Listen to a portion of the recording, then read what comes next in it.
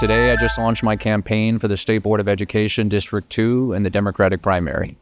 Why did you do that? I'm an educator. I've worked in education since I was 19 years old. It was actually the Rio Grande Guardian that spotlighted our early work back in 2015 with the College Scholarship Leadership Access Program.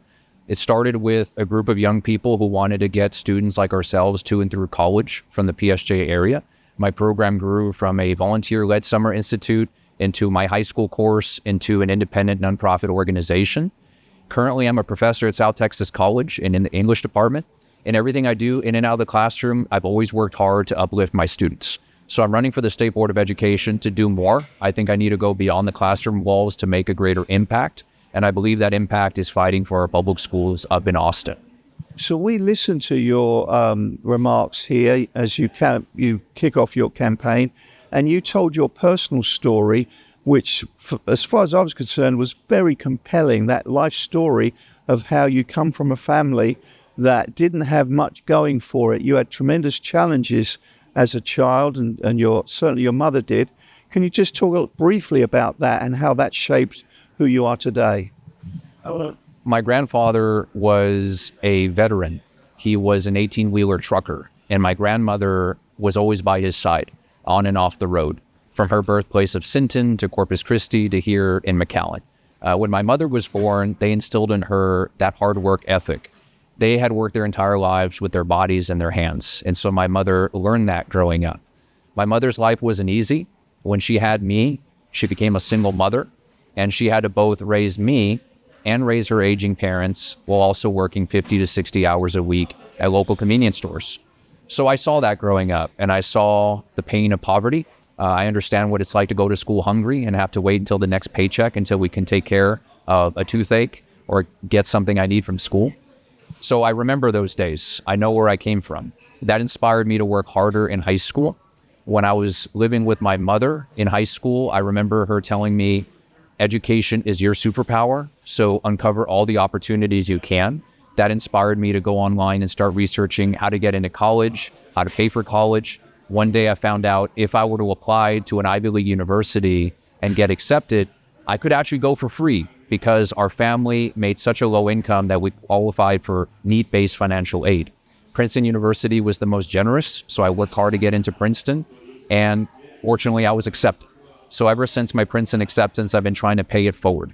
Often when I used to walk the Princeton campus, I remembered what it was like to grow up in poverty, to grow up here in Pharr, and I often questioned why I was there and what I was going to do now with this Princeton education. I figured being in the nation's service, in the service of humanity, which is the university's informal motto, was my purpose in life.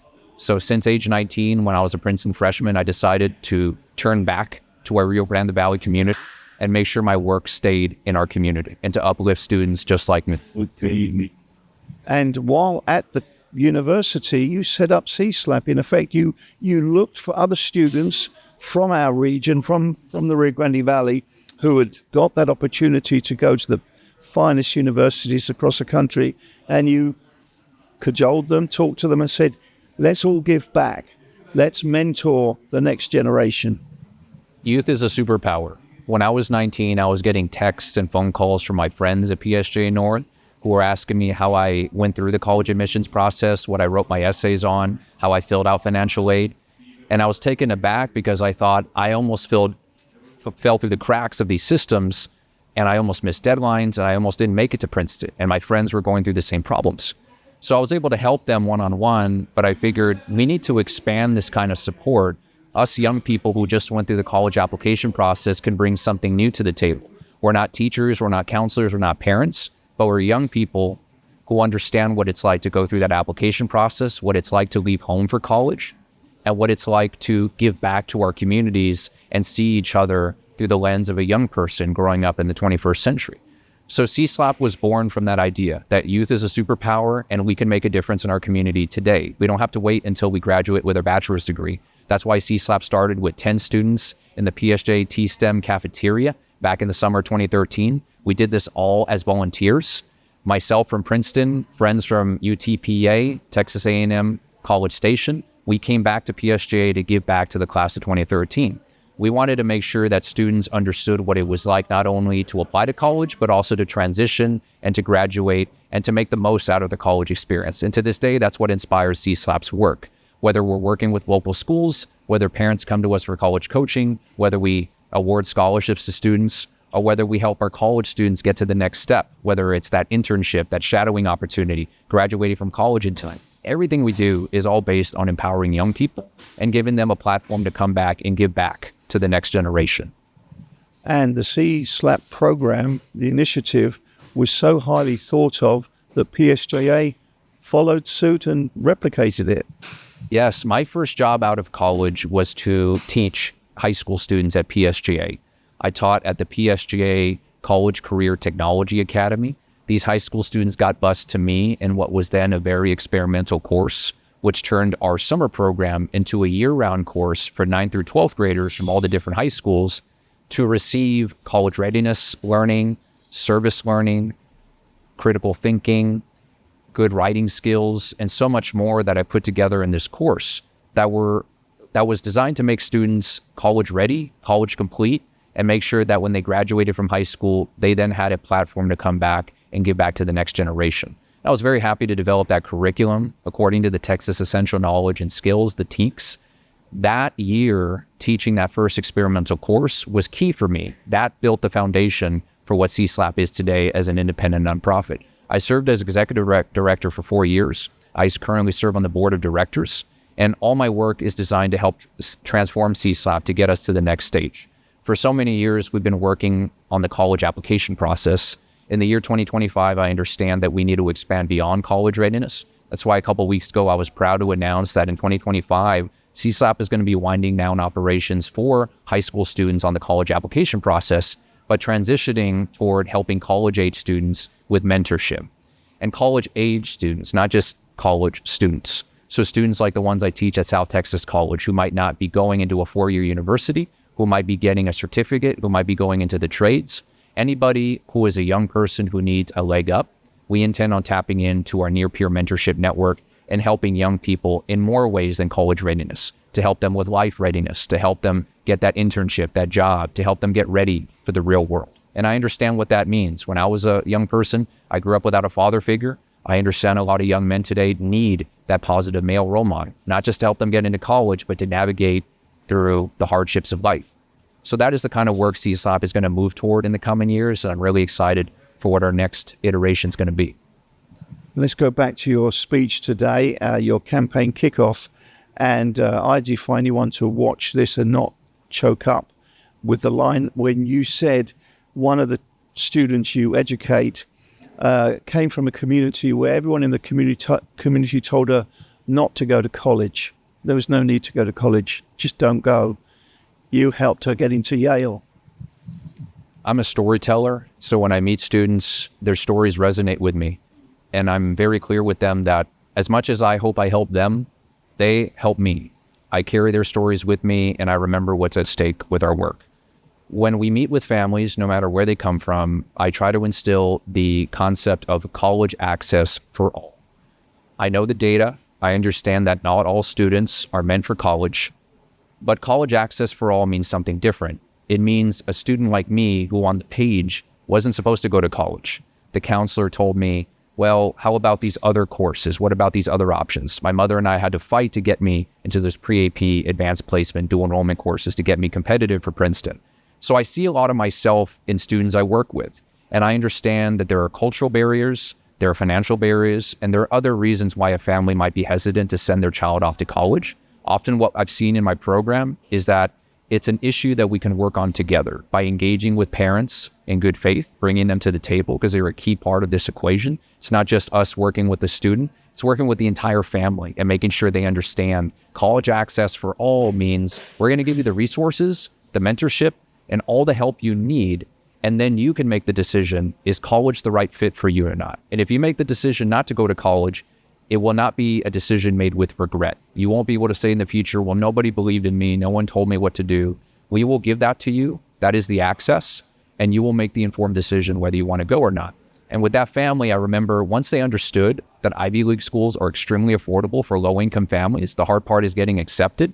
Once you're accepted, the need-based financial aid program covers nearly 100% of all expenses. In my case, it covered 100% of everything. It actually would have been more expensive for me to go to UTPA at the time than it did for me to go to Princeton. I paid $0 going to Princeton, and this young woman pays $0 going to Yale. Let's focus on that particular student a little bit more. Why was it that her community was telling her not to go to college at all, and you had some influence there? What I've seen through my program is that many families think that college isn't for them, that their young boys and young girls should fit in a very specific pathway that they've planned out for them since childhood. And I don't fault them for that. It's what they've known. What has always inspired me about the college application process is that it unlocks new pathways for you. It can lift you out of poverty. So working with that young woman's family was just a matter of showing them college is possible, college is affordable, and she can make it in college. Look at her transcript. Look at how involved she is. Look at her spirit. And that, I think, is the power of our program. We can see things from a different perspective. We're not parents. We're not teachers. We're not counselors. We are the College Scholarship Leadership Access Program. We see potential in our students. And I saw the potential in this young woman. I knew she could thrive at the Ivy League. It was just a matter of working together with the family to make sure we can break down those barriers, and the entire family was okay with it. And I was really happy to see that. And that story, among hundreds of others that I carry around with me, is exemplary of the work we do. And that's why I'm in education. What do her parents say today? I think they would say thank you. And I think they would also say, thank you for believing in our daughter. You saw something we didn't, and thank you for engaging with us. Now, this was full of conversation in the household, at schools, in the community. It takes time, and that's the real relationship building. That's why I really love our work at CSLAP. As a high school teacher and a college professor, I do what I do in the classroom. I educate, but through CSLAP, I get to mentor. I get to work directly with families in the community, in their households, in our space.